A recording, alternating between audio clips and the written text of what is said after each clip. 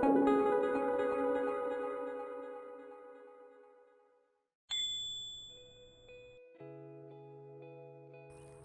name is Elizabeth Thinwa, and welcome to Bed Ranch.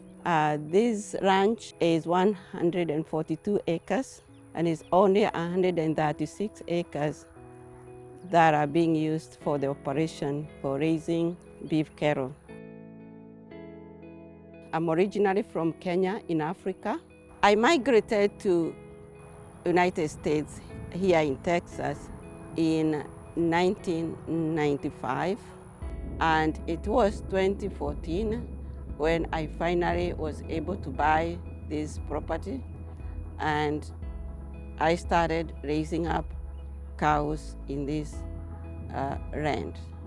But I didn't know where to start because in Kenya the experience I had was so limited. And so it was a joy, at the same time a curiosity of how am I going to achieve this goal. I sought some information from Agricultural Extension Office. They referred me to NRCS to help me come out here and help me carry out conservation program to improve the ranch and to improve my herd.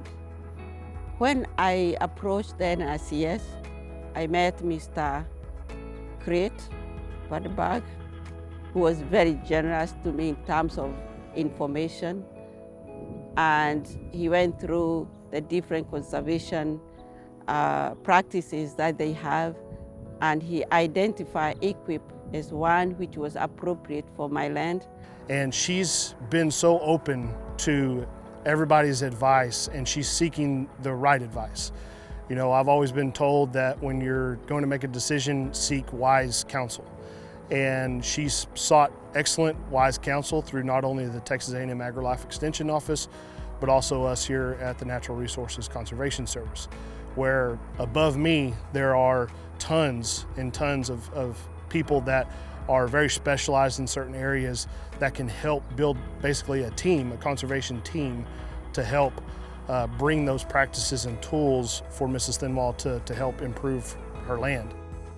So brush management was a huge thing. We have very big mesquites here. The grasses were very poor. The water system was not adequate, and also the close fencing so that we could have adequate pastures for rotation. And we started with the brush management.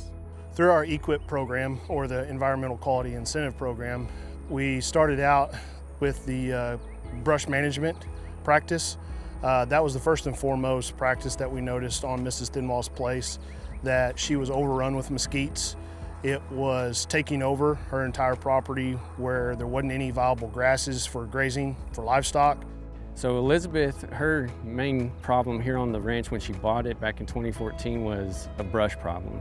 And so she came in here and she had mesquite that she grubbed out through the NRCS, and then she followed that up with a pasture planting of Bermuda grass. She used sprigs to plant that, and that is a species that is very productive and has good quality forage during the summer months, and then she can also stockpile for the winter. Then from there, it snowballed into we need to look at water resources for her livestock. She didn't have anything that was really reliable for the livestock to have. She was using water hoses, just really getting by on watering her livestock. So back when this contract was first started, Cleet and the rest of the folks at the McLennan County Field Office, they really thought it through. When they were planning their brush management and their cross fences and all that good stuff, they had planned to put the troughs actually underneath the fences like this. And the real advantage of that is we can use half the troughs. If one trough can service 2 pastures, then we can save everyone money, not just NRCS, but Miss Thinwa as well. From there, we had a cross fence that was planned to help with that rotational grazing. We changed the plan of that since we now were incorporating troughs instead of ponds. and change the location of it within the same field that it was planned. She used her aerial photography and the help of our local NRCS office to kind of pick out the best places where she can cross fence, where it makes sense to rotate cattle. We base that on our soils and where we're going to have the best, least restrictive soil to work through. Sometimes if we get in rocky soil, we don't really want to build a fence in those sites. So we want to make sure we're on our good ground that's very productive. And that's what Elizabeth did here. So she went down and followed those lines that were going to best suit her rotational grazing system and give her the best opportunity to not only raise good grass, but also to have ease of moving cattle through the ranch. And that's what makes my job that much more enjoyable, is getting to work with people like Mrs. Thinwa. You know, someone that is passionate about their operation, someone that shows people that if you have a dream that you can actually complete it and achieve it and go even that much further. Don't be afraid to ask for help, and don't be afraid to take that step to incorporate it when you know it's the right thing to do. Truly, I want to be an inspiration to many people, not just my family, but other people out there. They'll be inspired by a little girl dreaming and having the dream come true.